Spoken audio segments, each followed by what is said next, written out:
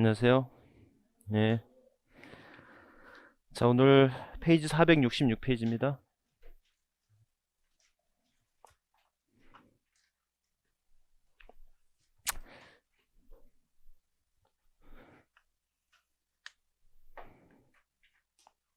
우리 앞에 선생님, 혹시 과세 요건이 뭐가 있는지 아세요? 과세 요건. 응? 과세 대상. 그렇죠. 납세 의무자, 과세 표준, 세율. 이걸 과세 요건이라 합니다. 죠? 그 다음에 이제 절차적으로 부가와 징수소재. 이렇게 공부를 하는 거예요. 자, 우리가 지금 배우고 있는 세목이 뭐예요? 우리가 배우고 있는 세목이 취득세죠. 그죠? 이렇게. 자, 취득세 과세 대상은요. 기억하세요. 열거된 자산을 뭐 할 때 내는 세금이다? 취득할 때 내는 세금이죠. 그죠? 그래서 열거된 자산의 종류 어떻게 해야 돼요? 열거된 자산 취득세 과세 대상. 네? 부동산, 부동산에 준하는 것, 각종 회원권. 부동산이란 토지와 건물. 부동산에 준하는 것은 차량, 기계장비, 임목, 항공기, 선박, 광업권, 어업권, 양식어업권. 왜 부동산에 준하는 것이라고 했어요? 등기, 등록을 해야 되는 동산들. 그렇죠? 이렇게. 그 다음에 각종 회원권이 있었어요.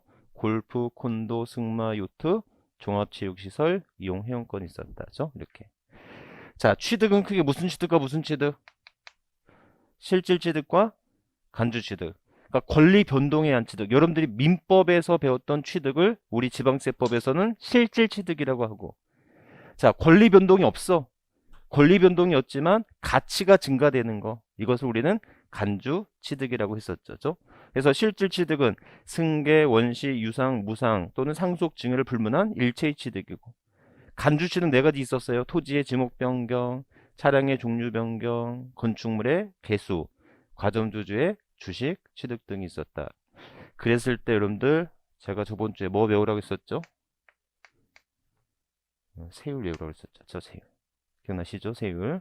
그래서 여러분들 자, 세율 다시 한번 해봐요. 유상취득 4%, 농질 때는 3%, 상속 2.8, 농질 때는 2.3, 증여일 때는 3.5, 비영리 2.8, 원시취득 2.8, 간주취득 2%죠. 2.0이 2%죠. 이렇게. 그래서 그렇게 세율을 외우시죠. 제가 항상 얘기했는데 취득세 세율은 진짜 좋은 말 할 때 외우셔야 돼. 아셨죠? 취득세 세율은 꼭 외우셔야 된다. 이거 저번 주에 했던 거 가장 중요했던 거. 자, 그러면 취득세 납세무자는 실질 취득에 대한 납세무자와 간주 취득에 대한 납세무자로 구분할 수 있었거든요. 그래서 여러분들 실질 취득에 대한 납세무자는 사실상 취득자가 지는 거예요. 뭐에 관계없이. 등기 등록에 관계없이. 그 대표적인 사례로 자, 상속이 개시가 됐는데 상속 등기를 안 했어. 그래도 뭐 해야 된다. 상속인 각자가 취득세 납세를 져야 되고, 이때 상속인은 연대 납세 책임이 있다라는 것이고, 특히 주택 조합이 취득하는 조합원용 부동산은 누가 취득한 것으로 본다? 조합원이 취득하는 것으로 보는데, 이런 조합 아파트를 조합원이 취득하는 것과 일반 분양자가 취득하는 것은 무엇의 차이였다? 세율의 차이였지. 그래서 주택 조합원용 부동산은 조합원이 취득한 것으로 본다라고 하는 것은 그때 세율은 몇 프로다?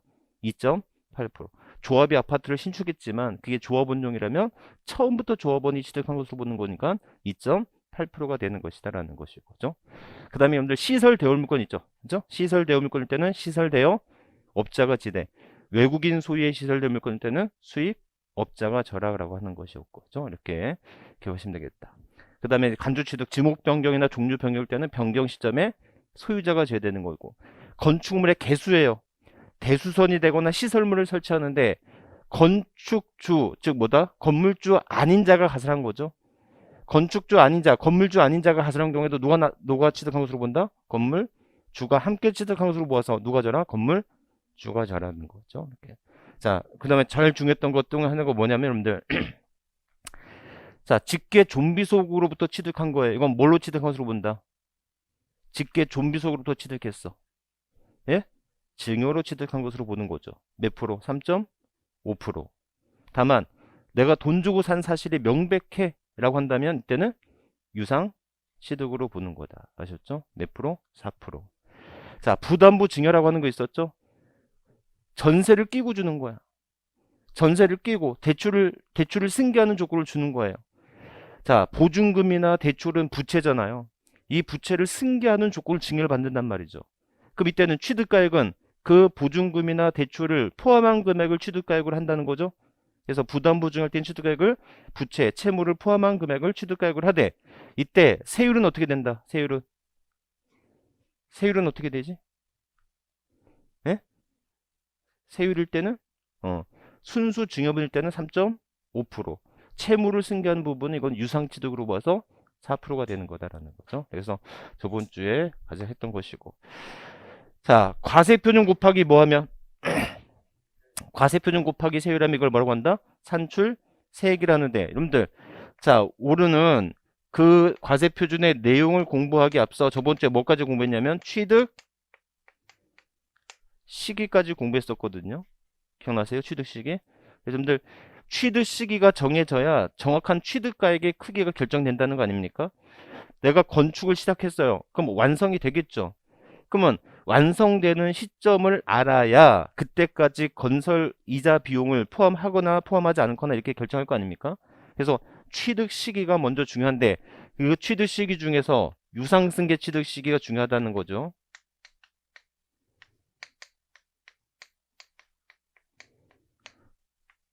저번 주에 이 두 가지 가장 중요했어요. 그래서 유상승계 취득 시기는 등기 등록일이 원칙이다, 잔금 지급일이 원칙이다. 응? 잔금일이 원칙이지. 세법은 실질과세 원칙이니까 등기 등록에 관계없이 잔금 지급을 원칙으로 한다. 아셨죠? 다만 등기의 추정력을 인정해요. 그래서 잔금일과 등기 등록일 중 빠른 날로 하는 걸 원칙으로 합니다. 근데 중요한 건 여기서의 잔금 지급일은 사실상 잔금 지급일이어야 돼요. 계약서상 잔금 지급일이어야 돼요. 네? 네? 그때 다르지. 국수 공판장이라고 하는 이 객관적 취득일 때는 사실상 잔금일과 등기일 중 빠른 날. 국수 공판장이 뭐예요? 국가들부터 취득 수입에 의한 취득 공매에 의한 취득 판결문에 의한 취득 법인, 장부에 의한 취득이다. 국수 공판장. 국수 공판장이 아닌 개인 간에 거래일 때는 어떻게 된다? 계약서상의 잔금일과 등기일 중 빠른 날로 한다. 우리가 이게 저번 주까지 공부였었어요. 기억이 하나도 안 나죠. 이렇게. 그래서 이렇게. 자, 어차피 다 또 할 거예요. 뭐, 그죠? 또 할 거니까 이렇게. 잊어버린 것에 대해서 스트레스 받지 말라고요. 나중에 또 할 거니까 계속 반복될 거니까. 자, 그럼 여러분들 페이지 이제 466페이지 갑니다.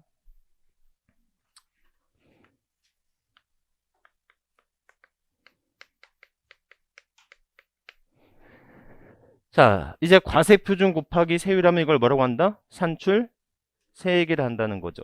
그래서 여러분들 이 과세표준은요, 크게 실질 취득과 무슨 취득이 있다? 간주 취득이 있을 수 있죠. 그래서 실질 취득과 간주 취득이다. 자, 그러면 실질 취득일 때는 어느 당시 가액으로 한다?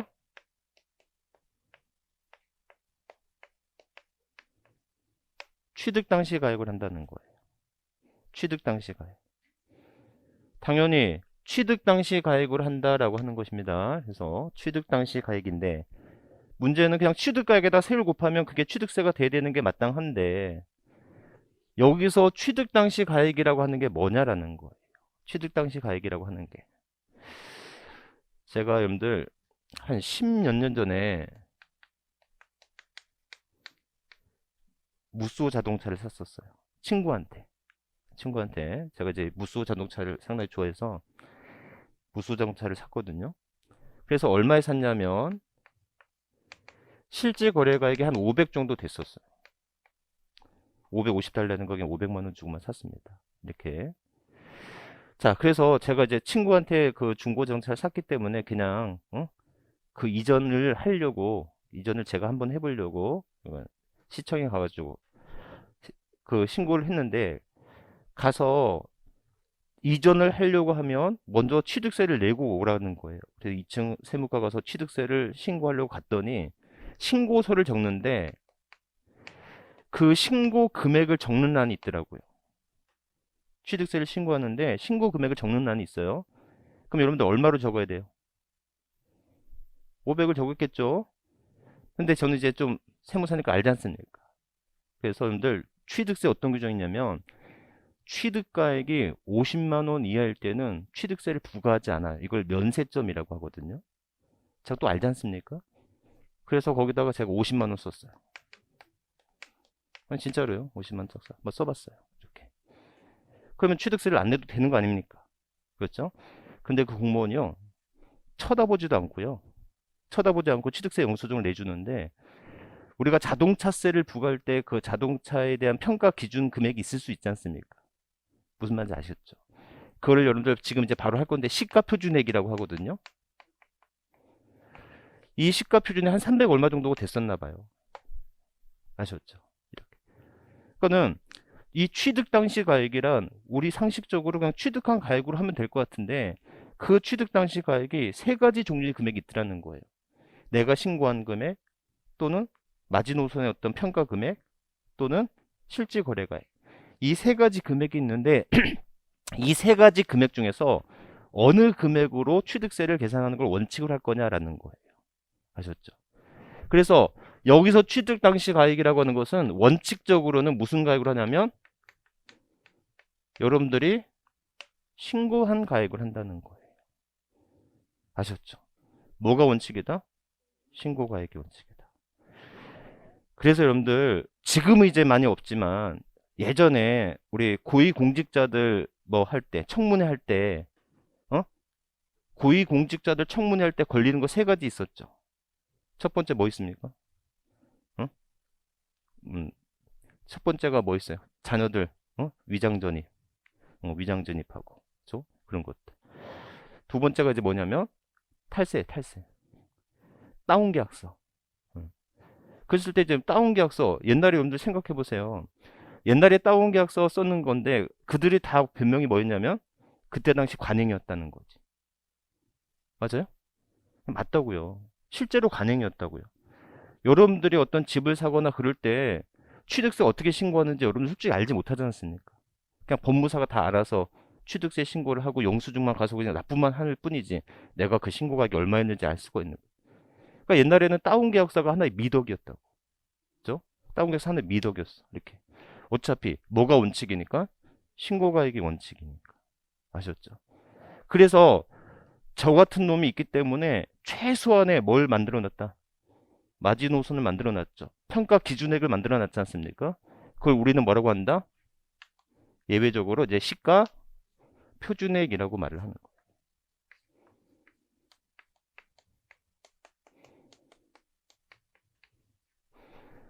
시가 표준액이라고 말을 하는 거예요. 아셨죠? 그래서 여러분들 이 시가 표준액이라고 하는 것은 왜 시가 표준하겠어요? 뭘 안 했어? 신고를 안 했어. 또는 신고가액에 표시를 안 했어. 또는 지금처럼 신고가액이 어디에 미달돼요? 시가표준액에 미달이 되는 거예요. 아셨죠? 이렇게. 자, 그 다음에 여러분들 책에는 안 나왔지만 상속이나 증여 등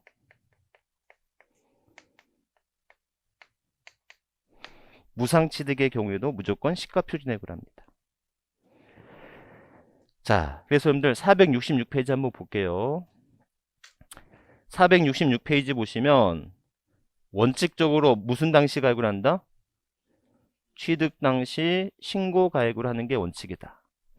예외적으로 무슨 가액으로 한다고요? 시가 표준액으로 한다는 거죠. 신고 또는 신고가액의 표시가 없거나 신고가액이 시가 표준액보다 적을 때는 시가 표준으로 한다. and 그 다음에 상속이나 증여 등 무승취득의 경우에도 이거 적어놓으라. 이거 상속이나 증여 등 무승취득 무상취득의 경우에도 무조건 시가 표준으로 하는 겁니다. 아셨죠? 이건 여러분들 법 규정에는 이렇게 하라 저렇게 하라 말이 없어요. 말이 없는데 이거는 대법원 판례가 계속 반복적으로 시가 표준을 하도록 돼 있고요.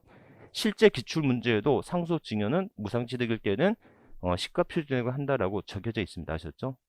자, 여러분들 우리 좀 재미라기보다는 우리 한번 해볼게요.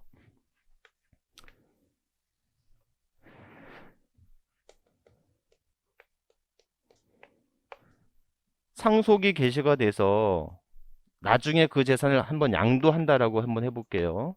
이렇게. 그래서 여러분들 뭐 아파트다 라고 하는데 시가 실제로 매매된 시가는 한 6억이에요. 근데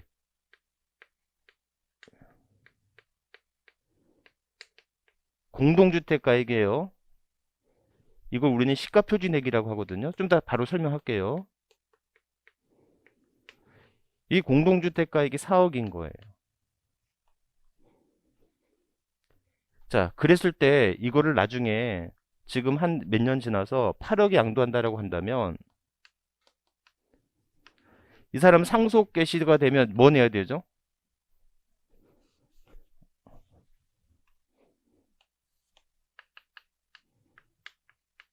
상속 개시 당시에는 뭐도 내야 됩니까? 상속세도 내야 되겠고 취득세도 내야 되겠죠. 맞죠? 그러면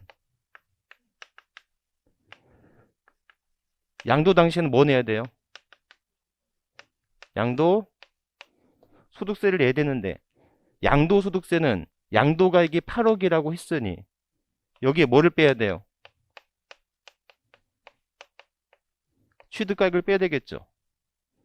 그러면 이 취득가액은 6억으로 하는 게 맞아요. 상속세는 6억을 기준으로 판단하는 거고요. 취득세는 4억을 기준으로 세금을 내는 거예요. 정말 이해하셨습니까? 자, 좀 이따. 그러면 기본적으로 여기서 취득가액은 6억으로 하는 게 맞을까요? 4억으로 하는 게 맞을까요? 예? 그렇지 않다고. 6억이라고요. 정말 이해하셨어요? 상속이나 증여로 인한 취득세는요, 시세에 관계없어요. 여러분들, 상속이나 증여로 인해서 들어가는 취득 당시 가액이 존재해요, 안 해요? 상속이나 증여로 인해서 취득하는 취득 당시 가액이 존재 안 한다고. 내가 취득에 소요되는 비용이 없어. 그래서 무상 아닙니까? 아셨죠? 그래서 취득세는 무조건 무슨 가격으로 한다? 시가 공시가격으로 하는 거예요. 무조건. 자, 그러면 이게 6억인지 아닌지를 어떻게 알 거야? 라고 하는 것이 문제거든요. 여러분들 요즘에 가장 핵 이슈야, 이게. 이슈.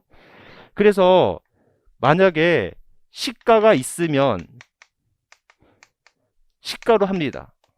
근데 시가가 없으면 이때는 공시가격으로 하는 거예요. 시가가 얼마? 6억. 공시가격이 4억인 거예요. 여러분들 잘 들어보 이거는 그냥 실무가 아니라 여러분들 상식적으로 좀 꼭 기억해 두세요. 안타까운 일들이 많아서 그래요. 그러니까 뭐냐면 여러분들 상속세는 6억으로 할 건가 4억으로 할 건가라고 하는 것인데 그러면 이 6억이 시가 6억인지를 어떻게 확인할 수 있지? 시가가 6억인지를 어떻게 알죠, 선생님?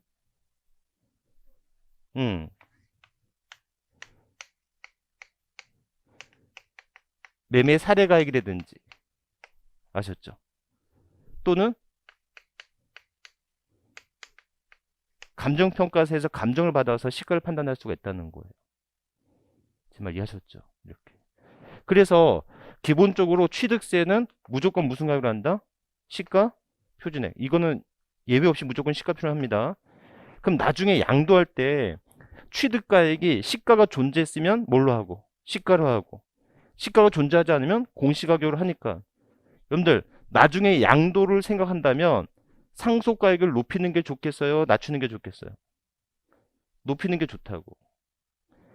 자, 만약에 지금 이건희 회장이 이제 상속세가 한동안 또 관심거리였지 않습니까? 얼마가 나올지 이제 앞으로 계속 그런 뉴스가 나올 텐데 이건희 회장 같은 경우에는 상속 재산가액을 될 수 있으면 낮춰야겠지. 무슨 말인지 아시겠죠? 예, 그래야 상속세가 적어질 거 아닙니까?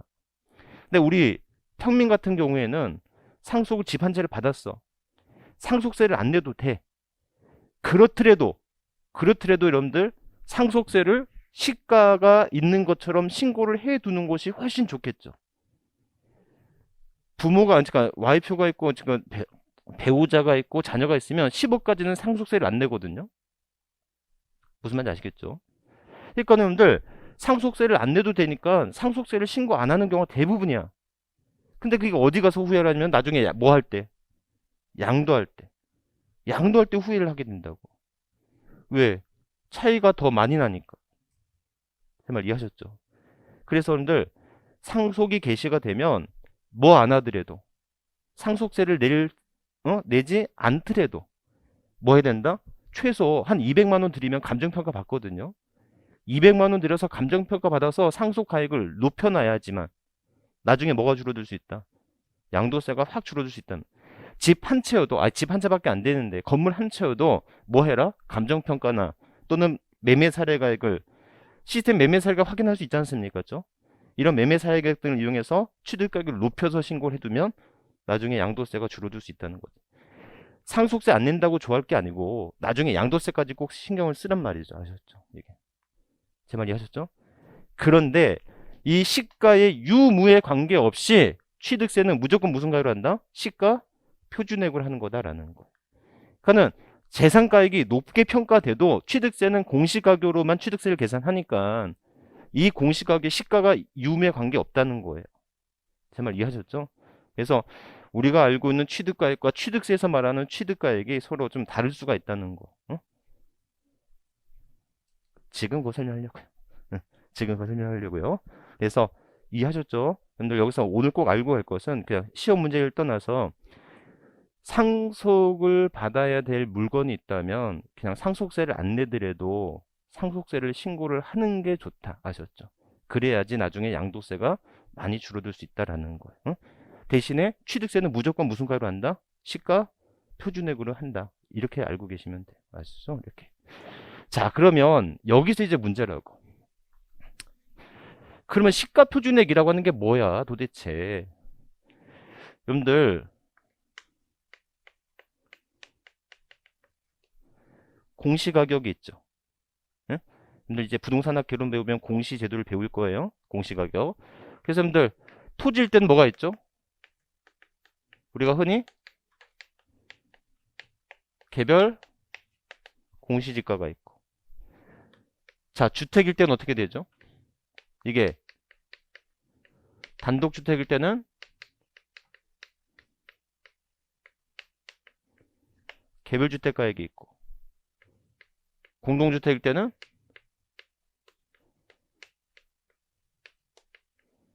공동주택가액이 있어요. 이 개별공시와 개별주택가액은 시군구가 공시를 하고요. 공동주택일 때는 국장이 합니다. 아셨죠? 이거 다 개론해서 배울 거예요. 자, 그런데 여러분들 오늘 집에 가셔가지고 이런 공시가격이 여러분들 적어두세요.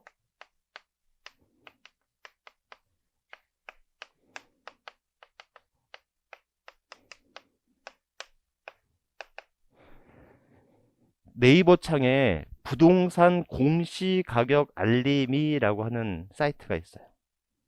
아셨죠? 이거 정부 사이트입니다. 부동산 공시가격 알림이 사이트.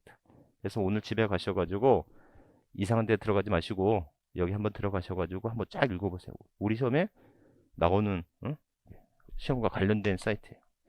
그래서 여러분들 이 부동산 공시가격 알림이 사이트를 가보시면 표준 가격이 있고 개별 공시 가격이 있고 이게 토지, 주택 이런 것들이 다 나와 있거든요. 이걸 한번 쫙 읽어보시고 여러분들의 집에 있는 집원의 주소를 한번 찾으셔가지고 개별 주택가액이나 공동주택가액이나 개별 공시지가 이런 것들을 한번 찾아보세요. 아셨죠? 이렇게. 그러면 여러분들이 공시가격이 있다. 여러분들 뭐 재산세, 종부세 이제 종부세 벌써 고지가 됐어요. 종부세 고지가 됐는데 이 재산세나 종부세를 조금이나마 적게 내려고 한다면 뭐를 줄여야 돼요? 결국은 이런 공시가격을 낮추는 수밖에 없다고. 그래서 여러분들 공시가격을 이 공시를 하기 전에 주민 열람을 먼저 하게 해요. 그러니까 여러분들이 재산세나 종부세를 조금이라도 줄이고 싶다 그러면 쫓아가야 돼. 그 열람 시점에 가서 막 민원 넣어야 돼. 우리 집가 그렇게 크지 않다고. 아셨죠? 그래서 공시가격 열람할 때 이의 신청을 또는 이의 제기를 함으로써 공시가격이 낮아지면 그만큼 뭐가 된다? 재산세나 종부세가 줄어든다는 거죠. 아셨죠? 이렇게. 자, 어찌됐건 이렇게 이런 공시가격 제도가 있지 않습니까? 그러면 이런 공시가격은 여러분들 주로 뭐 할 때 쓰는 거예요? 이런 개별 공시지가나 또는 개별 주택가액이나 공동주택가액을 뭐 할 때 쓰여요? 주로 세금 계산할 때, 세금을 계산할 때 표준이 되는 금액으로 쓴단 말이에요. 그래서 이런 공시가격을 지방세에서는 뭐라고 표현하냐면 이거를 시가표준액이라고 표현하는 거예요. 그러니까 토지의 시가표준액은 개별 공시가로 하는 거고 단독주택에 대한 시가표준액은 개별 주택가액으로 하는 거예요. 무슨 말인지 알겠죠?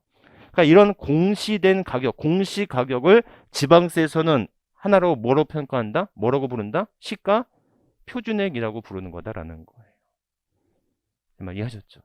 그런데 이런 공시가격이나 이런 어떤 개별 공동주택가액이 나중에 국세를 가잖아요. 이때는 뭐라고 표현하냐면 기준 시가라고 표현이 되는 거예요. 아셨죠? 그러니까는 시가 표준액과 기준 시가는 완전히 같진 않지만 대동소이합니다. 아셨죠? 조금의 차이는 있어. 조금의 차이는 있어요. 그래서 이런 공시 가격을 지방세에서는 시가 표준액이라고 표현하고 국세에서는 뭐라고 표현한다? 기준 시가라고 표현하는 거예요. 아셨죠? 그래서 여러분들 토지일 때는 뭐 개별 공시가인데 토지일 때는 지방세에서는 개별 공시가 대신에 시가 표준액이라는 말 써도 되고 결국 시가 표준액이 뭐다? 토지의 개별 공시지가가 되는 거다라는 거예요. 아셨죠? 그러니까 진짜 아무것도 아니에요. 여러 공시가격이 있을 텐데 그런 공시가격을 지방세에서는 뭐라고 표현한다? 시가 표준액이라고 표현하고 국세에서는 기준 시가라고 표현하는데 그래서 여러분들이 취득세를 신고를 안 했어 또는 신고가액이 이런 공시가격보다 미달돼 그렇더라도 그렇다면 무슨 걸 한다? 이런 공시가격 즉 시가 표준액을 지방세의 과표로 삼겠다라는 거예요. 이해하셨죠? 이렇게 그래서 그런 것들 기억하시면 되겠다. 자, 그런데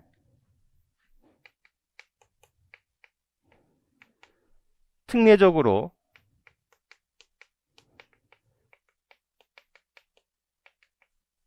반드시 사실상 가액을 한다는 거예요. 반드시 사실상 가액을 한대요.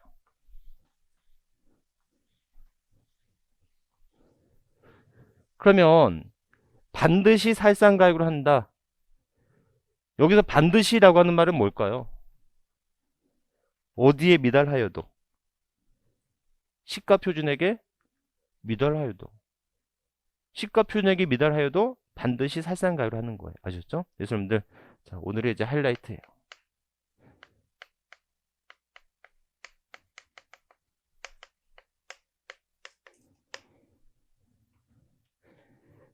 객관적 취득이라고 합니다. 객관적 취득. 예? 그래서 객관적 취득이라고 하는 건데, 근데 객관적 취득이라는 단어는 법전에 존재하지 않아요. 법전에 존재하지 않고 그냥 우리가 강의할 때 임의적으로 붙이는 거예요. 그러니까 객관적 취득이라는 단어가 나오진 않습니다. 그러면 왜 객관적 취득이라고 하냐면 취득가액을 무슨 가격으로 한다?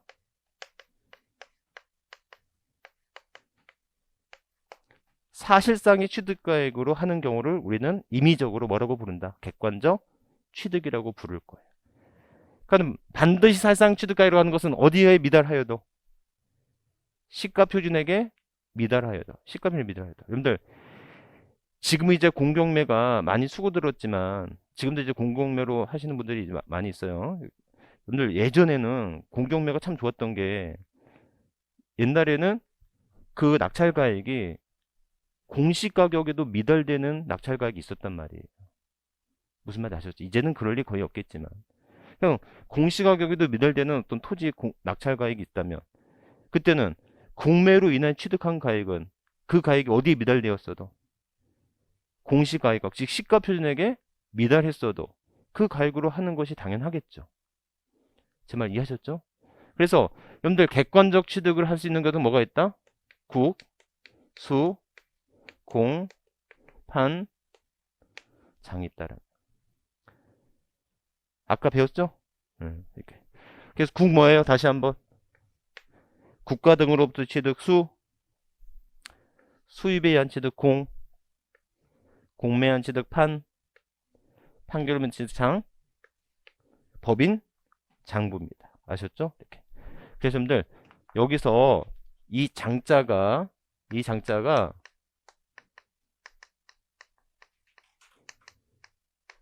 법인 장부예요. 법인 장부지 이게 개인 사업자 장부가 아니란 말이에요. 아셨죠? 아셨죠? 자, 그런데 거기 판결문인데 판결문 법인 장부에 따른 취득 이렇게 돼 있죠? 자, 미음본 볼래요? 미음본.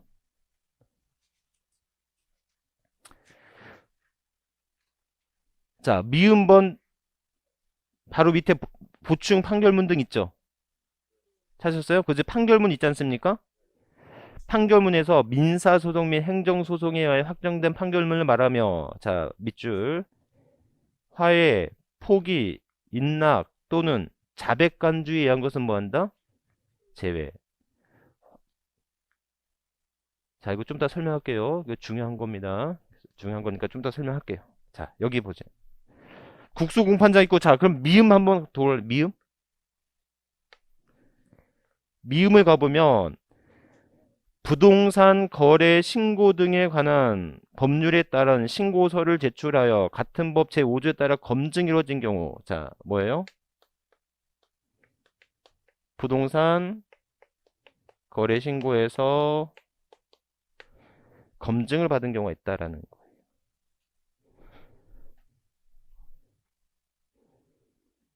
자, 이제 한번 볼게요.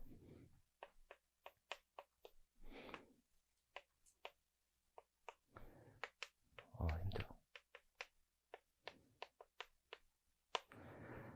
갑이 취득해서 양도를 하거든요. 자, 이때 실질 취득가액이 3억인데요. 신고를 1억에 했어요. 돼요, 안 돼요? 돼요. 왜요? 왜 돼요? 뭐가 원칙이니까? 신고가액이 원칙이니까. 시가표준액에 미달하지 않는다면 신고가액이 원칙이니까 신고라 가액으로 하는 거에 맞아요. 그래도 됐었다고요. 아셨죠? 그런데 문제는 이게 신고를 1억으로 하는 건 문제가 아니야. 그래, 신고가액이 원칙이니까 그렇다고 인정해줘. 근데 이걸 양도할 때가 문제야.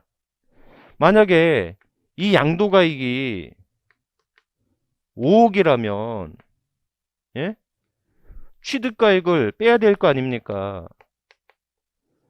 취득가액은 3억이어야 돼요? 1억이어야 돼요? 예? 갑이 나야, 나. 갑이 내 일이라면. 나라면 3억이죠. 근데 갑이 너야. 갑이 너면 1억이 되는 거야. 내가 내 일이라면 3억이 취득가액이 돼야 되는데. 예? 남의 일이라면 이건 1억이 돼야 되는 게 타당할 것 같지 않습니까? 왜? 취득세를 뭘로 했으니까? 1억을 신고했으니까. 그러면 너 따지지 말고 법대로 하자, 법대로. 법대로 하면 3억이 맞을까요? 1억이 맞을까요? 법대로 하면. 예? 3억이 맞아요. 왜냐면 취득세는 신고가액이 원칙인데 양도소득세는 실가가 원칙이야. 이상하죠, 법이. 지금까지 그래왔다고요.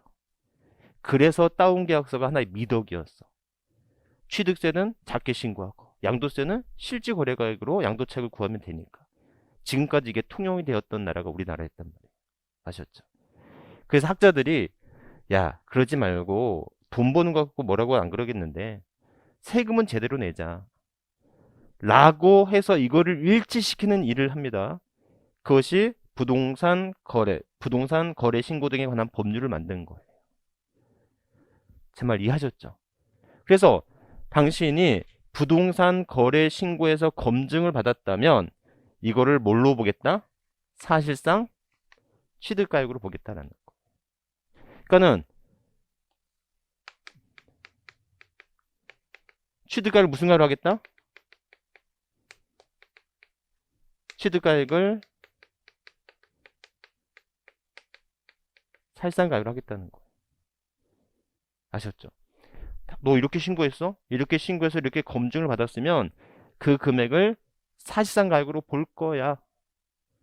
그리고 너가 나중에 양도할 때는 이걸 사실상가액으로 인정을 했으니 나중에 네가 양도할 때는 무슨 가액을 하겠다? 그 금액을 양도 당시에 취득가액으로 볼 거야 라는 거예요. 합리적이죠. 그래서 여러분들 부동산 거래 신고 제도가 생기고 나서부터는 다운계약서 없어졌어. 오히려 그때부터는 업계약서야. 왜? 취득세를 조금 더 내더라도 나중에 양도세 줄어드는 게 10배가 더 줄어드니까. 무슨 말인지 아셨죠? 이젠 다운계약서 쓸 리가 없지. 대부분 다 업계약서를 쓰면 썼지. 이젠 다운계약서를 쓰지 않는다는 거죠. 그래서 부동산 거래 신고 제도를 만들어서 부동산 거래 신고에서 검증된 가액을 무슨 가액으로 보겠다? 사실상 취득가액으로 보겠다라는 거예요. 이 뜻 이해하시겠죠? 아니 그런데 선생님 딱 잔머리 드는 게 뭐냐면 아니 너 그렇게 신고해놓고 나중에 내 취득가액 3억이다 라고 발뺌하면 어떡할 건데. 그래서 부동산 거래 신고에 대한 위반에 대한 과태료나 이런 게 있을 수 있고 아셨죠? 이렇게. 또 하나 뭐냐면 기본적으로 여러분들 그것을 방지하기 위해서 등기부에 뭐를 기재하도록 돼 있어 이제는 취득가액을 기재하도록 돼 있잖아요. 등기부 등본 떼어보면 여러분들 취득한 가액이 얼마인지가 나온단 말이에요. 무슨 말인지 아셨죠? 그래서 여러분들 다시 한번요. 부동산 거래 신고 제도를 만든 이유는 취득 당시 가액과 양도 당시의 취득가액을 뭐 하기 위해서 일치시키기 위해서 그 제도를 만들었고 그것이 정확하게 담보할 수 있도록 뭘 만들었다? 등기법을 또 개정했어. 등기법을 개정해서 등기부에 취득가액을 기재하도록 만든 거지. 무슨 뜻인지 아셨죠? 이렇게. 예, 그렇게 해서 이렇게 된다. 그래서 여러분들 국수공판장 부동산 거래 신고일 때는 취득가액 반드시 무슨 가로 한다? 사실상 여기서 사실상 가액으로 하겠다는 것은 이 금액이 어디에 미달되어도 이 금액이 시가표준액에 미달하여도 시가표준액에 미달하여도 반드시 무슨 가액으로 한다? 사실상 가액을 한다라는 거예요. 아셨죠? 그런데 여러분들 우리 아까 복습할 때 취득가액을 사실상 가액으로 하는 경우에는 취득 시기도 언제가 됐었죠?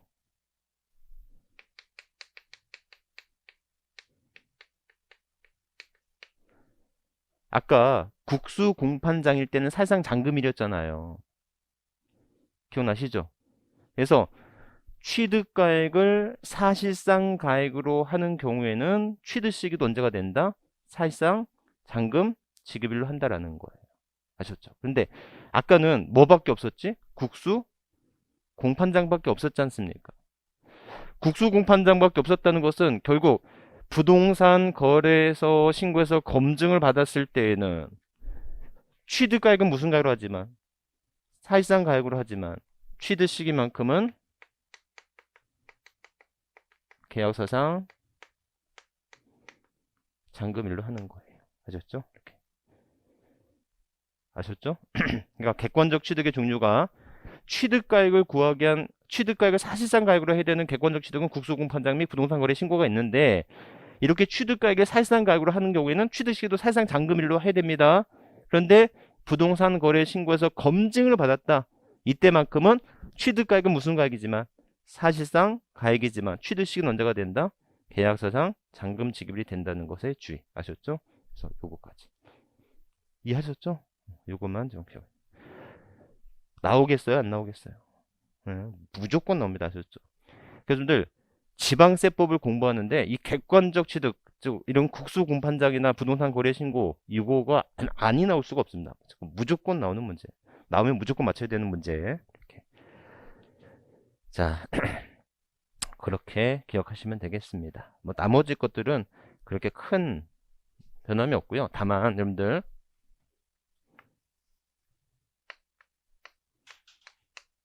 제외되는 게 있대요. 그래서 여러분들 아까 읽었죠?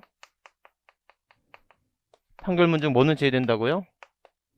하해, 포기, 인락, 자백간주는 제외된다는 거예요.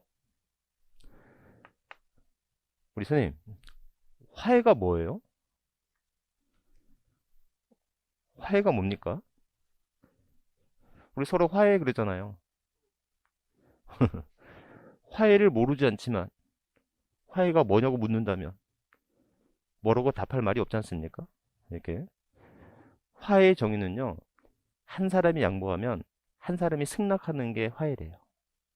응? 그럼 화해 주소가 뭐냐, 여러분들? 우리 재판 해보셨습니까, 혹시? 전 몇 번 가봤는데 재판장에 가보면요, 재판을 하기 전에 시작이 되기 전에 먼저 뭐 하라고 하냐면 화해하라고 하죠. 응? 서로 화해하라고 합니다. 그러면 화해가 됐어요. 그럼 화해가 됐다는 것을 어떻게 문서로 남겨야 되지 않습니까? 그 화해로 인한 것을 문서로 작성해서 제출해. 이걸 화해조서라고 말을 한다는 거예요. 아셨죠? 그러면 그걸 판사가 인정을 해줘요. 그럼 이건 판결문과 동일한 효과가 있다라고 보는 거예요. 그런데 그 법률적 효과는 판결문과 동일한 효과인 건 맞지만 그 안에 적혀 있는 계약 내용은 객관성을 인정할 수는 없겠다라는 겁니다. 제 말 이해하셨어요? 그래서 여러분들 화해조서 포기 인락이 뭐냐면 원고의 진술을 피고가 그냥 인정하는 거예요. 원고의 진술을 피고가 인정한다는 거예요. 이거를 인락이라고 한대요. 근데 여러분들 가만히 보면요, 화해 포기 인락 자백간주 이거는 뭐냐면 결국 이런 겁니다. 우리 국어 시간에 조사, 주격 조사라고 하는 게 있거든요. 보통은 이가 또는 우리가 잘못 알고 있는 없는 이가. 그럼 가만히 생각해 보시면 국수 공판장은요, 가격의 결정 주체가 국가야. 가격의 주체가 법원이야. 가격의 결정 주체가 법인이야. 아셨죠? 가격이 국가나 법원이나 법인에 의해서 가격이 결정돼. 이런 것들은 객관적이라고 인정을 해주겠다는 거예요. 근데 화해조서나 포기 인락조서는 생각해보면 가격의 주체가 개인이야. 그러니까 여러분들 얘는요, 법원에 제출된 문서인 것이지 법원이 가격을 결정한 게 아니라는 거예요. 제 말 이해하셨죠? 응? 그러니까 법원에 제출된, 국가에 제출된 그런 문서라는 거예요. 그러니까 이런 것들은 객관성 인정하겠다 안 하겠다? 안 하겠다. 그럼 안 하겠다라고 하는 것은 자, 결국 조선의 가액이 무엇보다 크다며? 시가 표준보다 크다면 조선의 가액이 되겠죠. 근데 조선의 가액이 어디에 미달된다면? 시가 표준에게 미달된다면 이때는 뭘로 한다? 시가 표준을 한다. 객관적 취득에서 제외하겠다는 것은 이 금액이 어디에 미달되면? 시가 표준액이 미달되면 무슨 가액을 하겠다? 시가 표준액을 하는 거다라는 거예요. 아셨죠? 그래서 제외, 판결문 중 제외. 그러니까 판결문이란 법원이 판사가 결정한 가액이잖아요. 그거를 어떻게 부인해요? 판사가 결정한 가액을 부인할 수 없지 않습니까? 그러니까 그 금액이 어디에 미달되어도 시가 표준액에 미달되다. 근데 이 판결문에는 화해 포기 인락 자백간주라고 하는 것이 법률적 효과는 그 구속력은 분명히 판결문과 동일하나 취득세를 계산함에 있어서 그 금액을 객관적으로 인정할 수는 없겠다. 왜? 서로 합의해서 법원에 제출된 문서인 것이지 법원이 결정해 준 건 아니거든. 제 말 이해하셨죠? 이런 게 뭐가 있냐면 이런 게 여러분들 이런 게 검인계약서 또는 공정증서. 여러분들 이런 것도 가만히 보세요. 이것도 역시 어디에 제출된 거야? 국가나 지방자치단체에 제출된 문서잖아요. 제 말 이해하셨죠? 국가나 법원이나 국가나 지자체나 법원에 제출된 문서는 객관성 인정하겠다 안 하겠다? 안 하겠다. 객관성을 인정하지 않겠다는 것은 그 금액이 어디에 미달되면 시가 표준액에 미달되면 무슨 가로 한다? 시가 표준액을 한다라는 거. 아셨죠? 이렇게. 여러분들 너무나 중요한 거. 물론 여기 이제 더 붙어요. 더 붙는데 그건 이제 1월달 가서 다시 한번 설명할 거고 오늘은 여기까지. 아셨죠? 여기 이 정도의 수준까지만 먼저 기억하세요. 자, 여러분들 어렵지 않아. 지금 오늘 했던 거. 자, 지금 우리 뭐 공부하고 있어요? 취득세 중에서 과세 표준이에요. 그죠? 그럼 취득세 과세 표준은 취득 당시 가액으로 하면 된대요. 근데 그 취득 당시 가액이 한두 가지가 아니라는 거야. 취득 당시 가액은 원칙은 무슨 가액? 원칙은 신고 가액으로 하고 신고 가액이 없거나 신고 가액이 시가 표준액이 미달됐어. 그렇다면 시가 표준액. 근데 시가 표준액이 미달하더라도 반드시 사실상 가액으로 해야 되는 경우가 있을 수 있죠. 그럼 뭐가 있어요? 국수, 공판장 및 부동산 거래 신고에서 검증을 받은 경우. 특히 부동산 거래 신고에서 검증을 받았다 함은 취득가액은 무슨 가액으로 하지만 취득가액은 사실상 가액으로 하지만 취득 시기만큼은 계약서당 잔금일로 할 것이고 또한 이런 객관적 취득에서 유사하지만 객관적 취득에서 제외되는 경우가 있을 수 있죠. 자, 뭐가 있어요? 판결문 중 하해, 포기, 인락, 자백 간주는 제외되고 두 번째 이와 유사한 서류로서 검인계약서나 공정 증서상의 금액도 취득가액에서 객관적 취득에서 뭐 한다? 제외한다. 객관적 취득가 제외되기 때문에 이 금액이 어디에 미달되면 시가 표준액에 미달되면 무슨 걸 한다? 시가 표준액을 한다. 아셨죠? 이렇게 여기가 끝. 자, 이렇게 여러분들 너무나 중요한 거고 오늘은 요거 알고 가시면 돼요. 첫 번째. 자, 그러면 여러분들 간주 취득인데 간주 칠 때 무슨 가액으로 한다?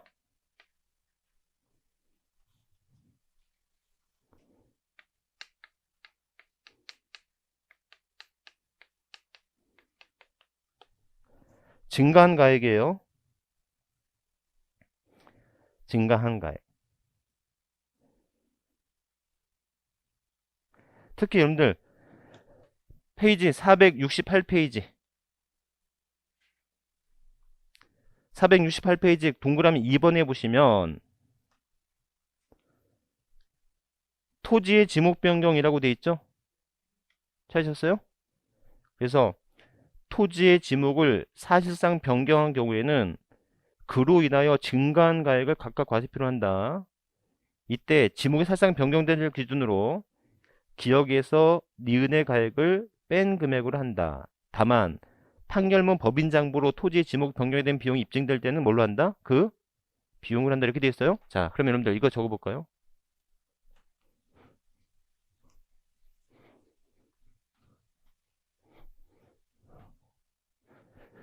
그러니까 증가한 가액이란 원칙적으로 어떻게 돼요?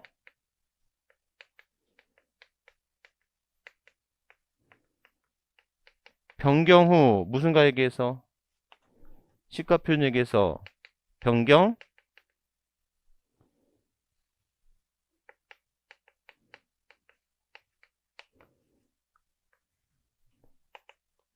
시가표준액 차감하는 거죠. 아셨죠? 다만 예외적으로 판결문 법인장부 시에는 이때는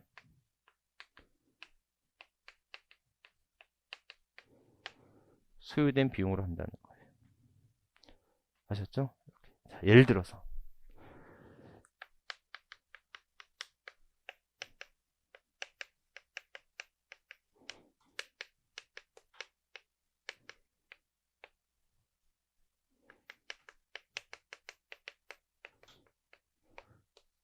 여러분들 변경 후 시가 표준액이래. 이게 토지잖아요. 그럼 여기서 시가 표준액은 뭘 말하는 거예요? 예? 개별 공시지가를 말하는 거예요. 무슨 말인지 아셨죠? 개별 공시가를 우리는 시가 표준액이라고 뭉뚱그려 판단하는 거다. 아셨죠? 변경 전 시가 표준액이 있는데 만약에 이게 9천이고요. 이게 5천이에요. 근데 이때 소요된 비용이 2천이란 말이에요. 그럼 이게 지목 변경의 주체가 개인일 때가 있고 누구일 때가 있어요? 법인일 때가 있겠죠. 이해하셨죠? 그럼 개인이라면 어떻게 돼요? 자, 이때 취득가액이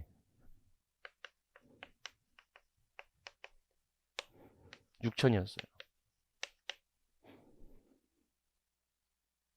그러면 개인일 때는 과표가 얼마가 되는 거예요? 예? 얼마? 9천에서 5천을 빼야 돼, 6천을 빼야 돼요. 5천이죠. 아셨죠? 그러니까 여러분들 이런 거잖아. 6천에 취득했어. 근데 여기서 지목을 이제 사실상 변경하려고 하는데 지목 변경의 전의 가액이 얼마였고 시가 표준액이 5천이었고 지목 변경 후의 가액이 9천이었다면 여기서 증가한 가액이란 이 금액의 차이를 말하는 게 아니고 변경 전과 변경 후의 가액의 차이를 말하는 거다. 무슨 말인지 아셨죠? 그런데 이게 누구였다면 법인이나 또는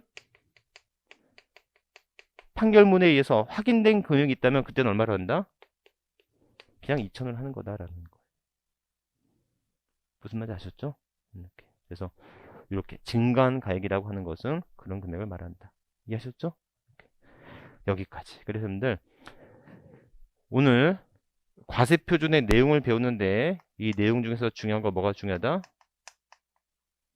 객관적 취득이라고 하는 게 중요하다. 아셨죠?